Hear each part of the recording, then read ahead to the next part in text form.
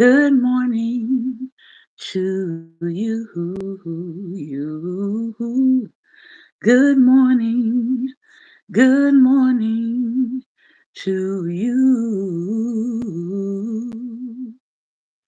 Good morning. Good morning. Won't you share with a friend or two? Good morning. Good morning to you. You, good morning. Good morning to you and many more. Good morning, good morning, good morning, and welcome to Daring Dialogues. I'm your host today, Shantae Charles. We are going to be doing a couple of things. Today is Get Free Friday, and I hope that you're doing something in your day to get free. I want to read you a couple of things from my social media page. Let's see if I can get there. Let's see. All right, that's doing something weird. Let me try this way. And again, I hope everybody is doing well. But I want to reiterate something I said on my page this morning, and that is shock and awe. It's Women's History Month, and we have really kind of had to juggle between sharing what's important for women and dealing with the attacks on women and other marginalized groups in our country. But this is what I woke up today and just kind of in my thought process and meditation this morning. This is what came to me, and I want to share it with you here. Shock and awe, inundation. All of this is intentional. We are not going to share every single thing that's rolling out that the current administration is doing because we know that it is meant to overwhelm people with the negative, to install and increase in people a sense of fear, a sense of anxiety, and a sense of doom. All of that is intentional. We encourage you to pay attention, to stay awake, and to monitor your own intake of media. Pick reliable sources of information or two that are reliable sources of information for media and pay attention. Focus. Yes, you can actually be empathetic to what is happening to people in the world that is unjust. And you can also have your boots on the ground and line dance and enjoy your life. You can do both. I know we have this thing right now in our nation where you have one side that's like, I can't believe you guys are doing something enjoyable. And the other side is like, we're going to do something enjoyable and we're not going to pay attention to anything. Well, I'm somewhere in the middle. I believe that a part of your self care is doing the things that bring you joy, right? And the other side of your humanity is caring about what happens to other people in this world that is unjust. You can do both. All right. There's no need to settle for one or the other. The two are not mutually exclusive. So get the rest that you need. Save your arguments and your voice for the moments to come because this is the beginning, unfortunately, of a very dark night of the soul for the nation of America. That's where we are. So there's no getting around that reality, okay? Because we are less than 70 days into the madness. So we need you to keep your mind intact. I'm going to say that again. We are less than 70 days into the madness that has been unleashed on the nation. So we need you to keep your mind intact.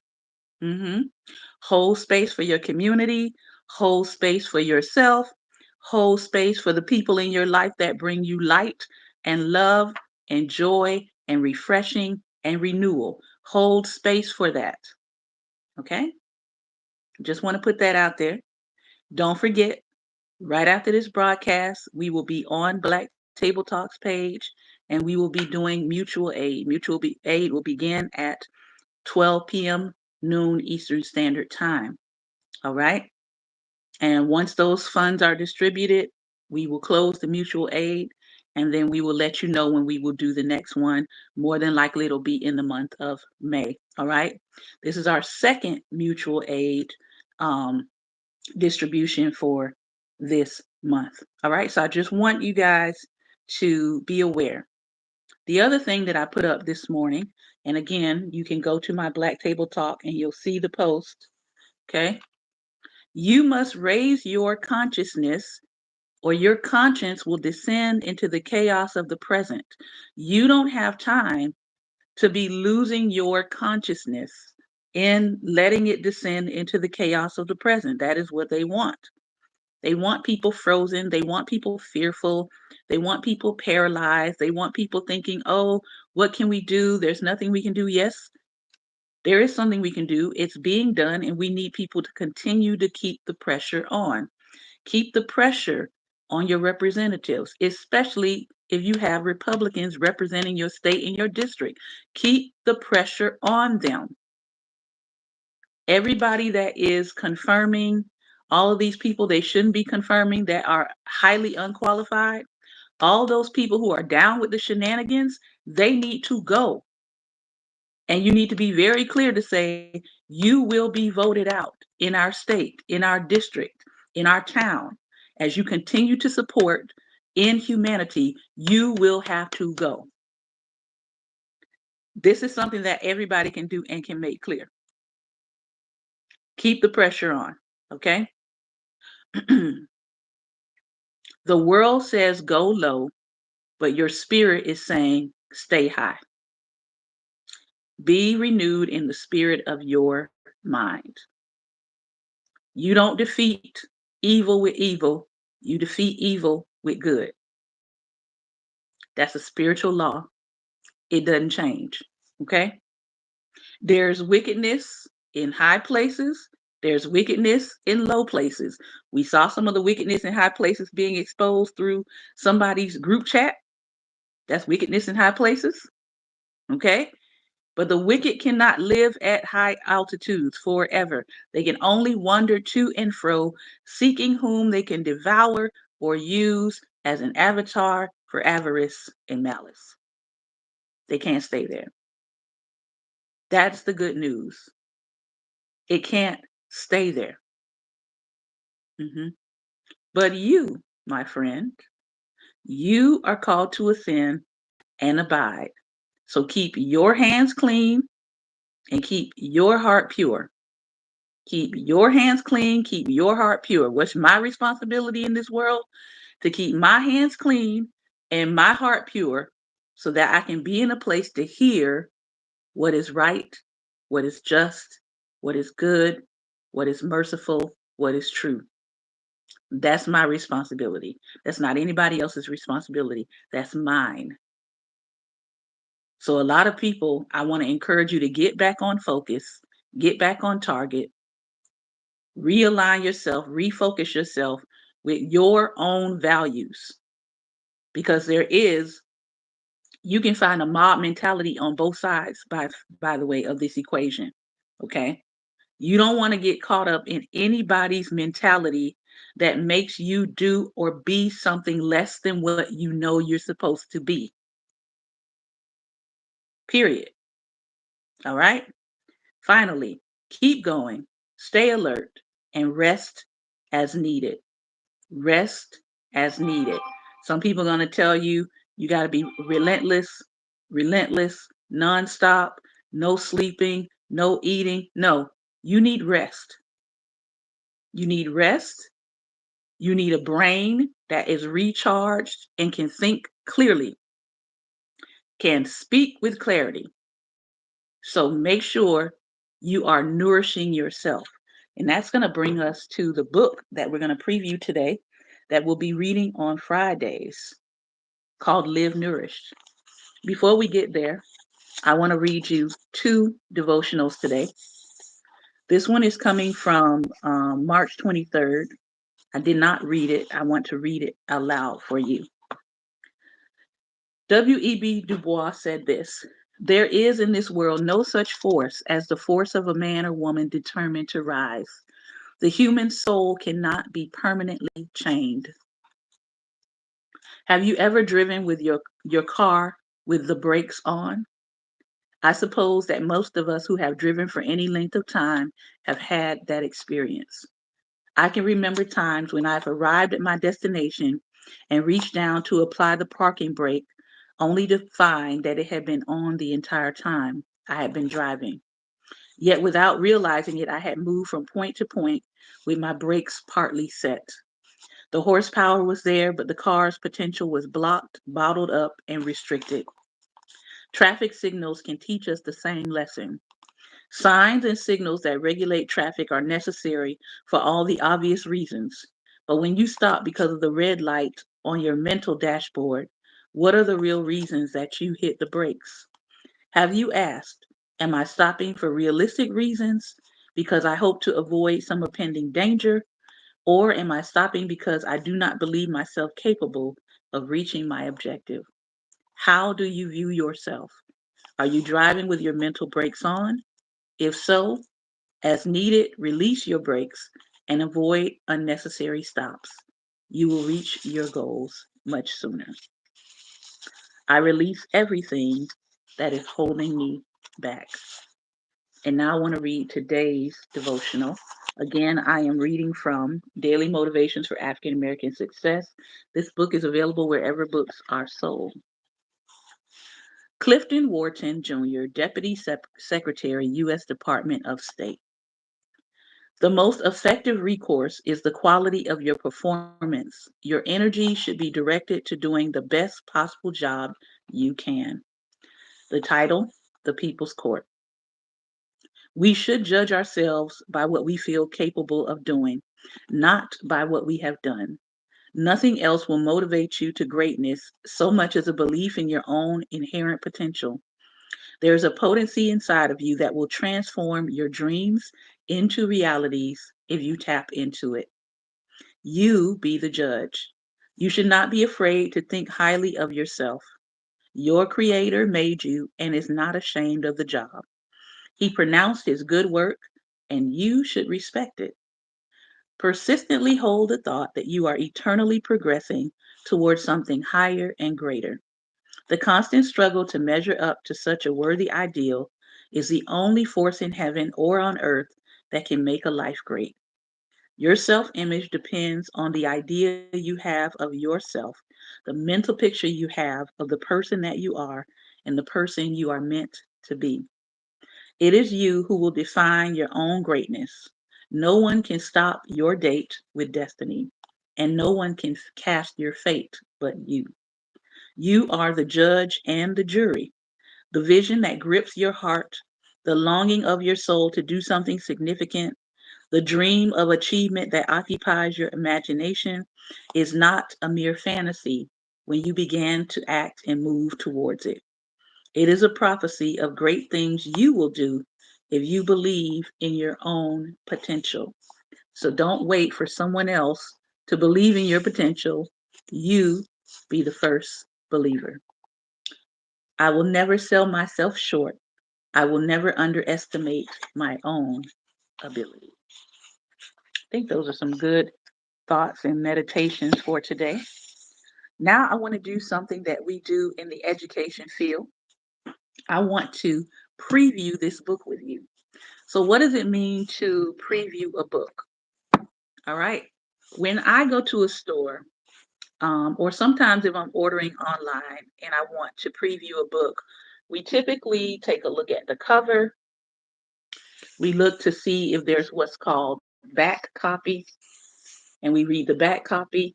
We look to see if there's something about the author, and we read that. Sometimes, if you have a hardcover book, that information is going to be on the inside. Then we take a look and we browse the pages. We see how many pages there actually are in this book. All right, this one has 240, let's see, 244 pages, and the about the author is also in the back. Helpful thing about this particular book is it has an index so that if I want to look for a specific topic, I can see if she's got it separated out here in the back. So if I don't want to read straight through, I can just go to the topic and the page number and find the information. All right. So I know that this book has an index, and then I know that this book is heavy on the research side because it has a notes section. In the notes section, she is annotating all of the references that she's making. She's referencing books, research articles, definitions, all of that, so that if I want to study more, I can actually I could take a picture of this with my phone and hit the little search image, and Google will pull up the article that I posted on my phone. So I could use the Google scan and check out some of her references. Okay. She also has at the back of this book an acknowledgement section. Sometimes authors do their acknowledgments at the beginning of the book, sometimes they do them at the end. And then I'm going to go to the beginning of the book. So I know that this is a nonfiction book. It's got an index, it's got notes, and I'm going to enjoy reading this book because I like to read nonfiction books that have lots of research based material in it that I can always go back and check. So she's got a table of contents. Again, sometimes authors have table of contents, sometimes they don't. This one here is part one, the diet culture trap. I think that's an important topic that we have a lot of people dealing with diets and get quick um, uh, weight loss journeys that they're on. Part two, how to make nourishment work for you. So she's only got her book divided into two major sections and 10 chapters. All right. For me, a 200-page book, if I were reading this on my own by myself, I could probably read it in about a week based on my time that I have to read. But because we'll be reading it out loud, obviously I'm not going to move through it as quickly. So let's look at her introduction. We'll read a little bit of her introduction today, and then I am going to turn it over for some conversation. And I'm going to get out of here at 11:30 because we got mutual aid to do on Black Table Talk. Help some people out today. All right, let's read. Introduction. Diet culture.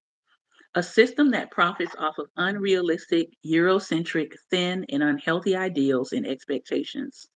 An industry worth over $70 billion, an ideology that calls itself a lifestyle, a change, a cleanse, a detox in order to disguise that it is really a scam, a philosophy that takes a negative mental toll on its users and leaves chaos in its wake. So she starts off on 10. So that's a lot. That's a lot to challenge the health and wellness space with. So this is going to be an interesting read to see how she tackles what she has said. Diet culture is a term that is used so frequently throughout media that I think it's important to define what it truly is right at the beginning. After all, culture can be interpreted in a number of ways. It can be the customary beliefs, social norms, and material traits of a racial, religious, or social group, or the set of shared values, attitudes, goals, and practices that characterizes an institution or organization. Now, if you've been with us for Sunday Dialogue, you know we did a whole series on culture. You can go back and check that out at your leisure.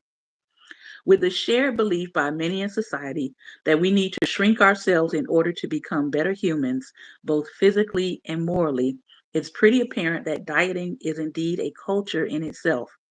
Normalizing this even further, diet culture is now frequently referred to as a lifestyle, lending it to a positive connotation. But here's the thing about diet culture, it is the opposite of health. Dieting and restriction have so many negative outcomes that there is nothing healthy about them at all. Now, who is this woman that is giving us this humongous premise, right? Because the title of the book is Live Nourished, Make Peace with Food, Banish Body Shame, and Reclaim Joy. So, who is Shanna Spence? She is a registered dietitian, nutritionist who calls herself an all foods fit dietitian. She is the creator of the popular Instagram account, The Nutrition Tea, which gives the tea on all things nutrition. She works in the public health with a focus on community health and runs a private practice where she has helped hundreds of clients improve their health and happiness by stopping harmful dieting habits. She lives in Brooklyn, New York. So that's who is giving us the information. Let's continue. It is very easy to fall victim to diet culture because it is everywhere and we are all susceptible. I took a sharp detour from dieting, shrinking, and thinking I was morally superior for being disciplined enough to take care of myself. In other words, I was in diet hell. In fact, many of us who now talk and write about diet culture have escaped this hell ourselves, and our goal is to help others do the same. Before we really dive in, I am a registered dietitian nutritionist. I also earned a BS degree, but also the other BS phrase that you're definitely thinking of in fashion merchandising. I have spent many years in school learning about the science and intricacies of food and the human body, but that doesn't mean that part of those learnings weren't completely biased and stigmatized. But if we rewind to an even earlier part of my life before nutrition, it's easy to see where my introduction to diet culture began. When I share that I used to work in fashion, I'm usually met with a lot of oohs and ahs. It sounds glamorous and mysterious. Fancy clothes, runway shows, parties, beautiful people having a great time. And it was exciting in a way, if your definition of exciting is regularly crying in fashion closets away from the security cameras because the toxicity of the environment was just too much to handle. Glamorous indeed. During this period of my life, I was so unhappy and miserable because of my job that I didn't realize that same job was triggering disordered eating habits. I hesitate to label it as an eating disorder because I never received a diagnosis, but all the criteria were there. I was constantly looking in the mirror and thinking I could be thinner, constantly judging my eating habits, plus feeling out of control. Finding ways to control my body was a way for me to cope. Ever a millennial, I looked to technology for answers and downloaded an app. One in particular taught me a way to restrict my calories to 1,400 a day. It was the perfect bandage for my pain at the time. Was I constantly getting shut down by a manager with daily microaggressions? Yes. But I was also quickly losing weight and feeling superior because I was able to contort my body. Microaggressions can easily be ignored when you're dropping 2 jean sizes in a month. Like many people, I was young and impressionable, and so I fell for the lies that diet culture was selling. I began meticulously writing down every single morsel of food I put in my mouth, and at the end of the day, I would judge myself on how well I did. Yeah, I know. I carried a little notebook with me everywhere I went so I could record everything. I weighed myself every morning and recorded that as well. I was so proud of myself as the pounds came off. I really thought I was accomplishing something great, that I was bettering my health. I prided myself on my willpower and ability to resist temptation and hung inspirational photos of celebrities and models around my dorm room. I used all the articles and pictures that I tore from the magazines to fuel my determination to make myself as small as I could.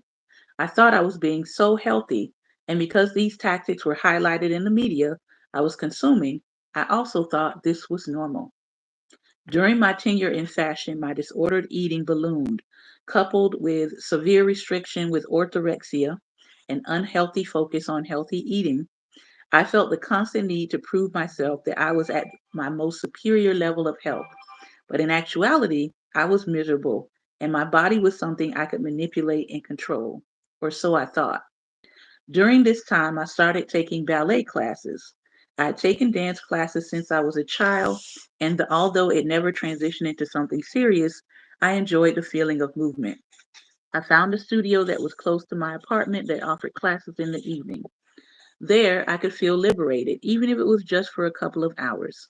And this feeling of liberation occurred because I was enjoying dance, but I also loved the sense of community that I was gaining. I made friends with other women my age who I started seeing regularly at class. And with extra practice, I was getting really good.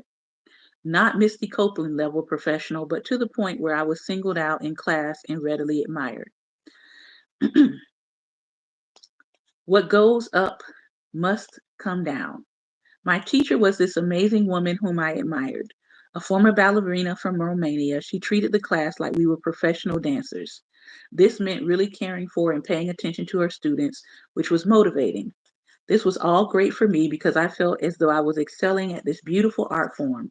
I was dancing every day and eventually found myself doing triple pirouettes, memorizing choreography, and dancing on point, which not only solidified my progress, but also contributed to my disordered eating. Many people associate ballerinas with eating disorders because of the physique the profession is often known for. I soon became very familiar with this feeling myself. Your legs are lengthening. Lengthening is a code word for slimming. It was after class and I was heading out when my teacher casually mentioned this. It was meant as a nonchalant compliment, but for me, this meant my hard work was being noticed and admired. I took it as a challenge. It did not matter at all that I was not an actual ballerina. I was still willing to put my body through a physical toll to attain a certain aesthetic. So, as the weight continued to shed through my starvation methods, the compliments I received grew. How could I possibly stop now? It didn't matter that I was obsessing over every morsel of food or that I was sacrificing social aspects of my life in favor of exercising and due to fear over what food would be served. It didn't matter that I stopped menstruating or that I was getting injured frequently. None of this mattered at the time because I was looking at this lifestyle as a matter of willpower, a sacrifice willing to make.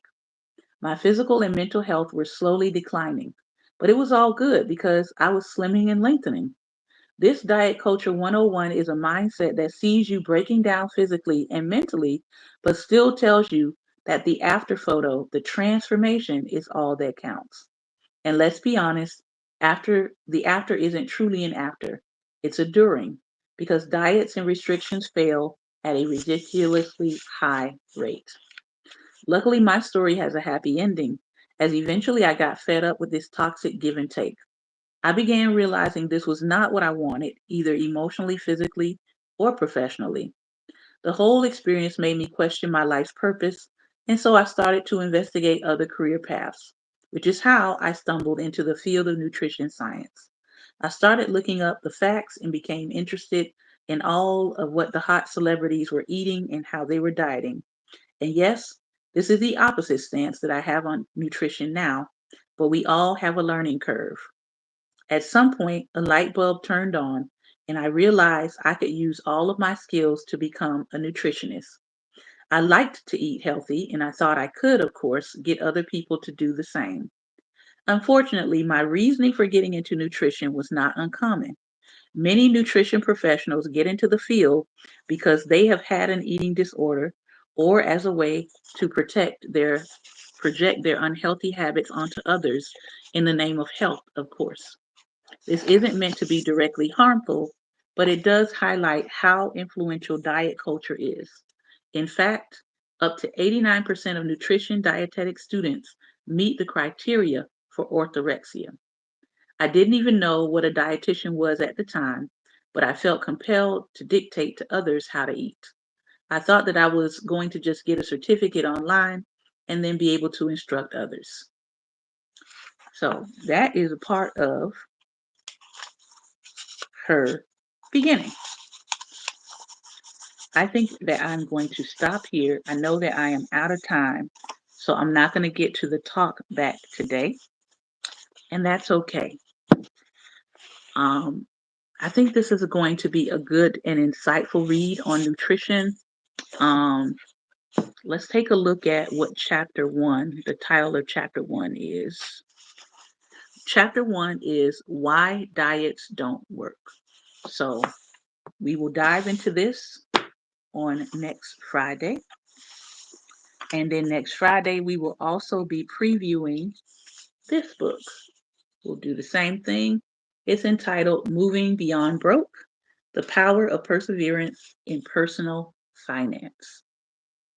All right. And if you want to look her up on social media, her social media page is The Broke Black Girl, where she gives financial tips to help people um, move from poverty into personal power in their finances. All right. This has been another episode of Daring Dialogues, and I've been your host today, Shantae Charles. I want to thank you for your time and attention. Monday will be March 31st, and it'll be the last official day of Women's History Month. But I hope that this whole month that you have been taking some time to learn about women along with us, search women out for yourself, learn about women that you didn't know before, review some of the women that you already know, and dive a little bit deeper into their personal stories. Remember, light is the most daring opposition to darkness, so continue to go out and be light. And I invite you to join us at 12 noon Eastern Standard Time. Check us out. We'll be on the post. It will be a post, not a live, on Black Table Talk page. All right. Take care, be well, and most importantly, be light.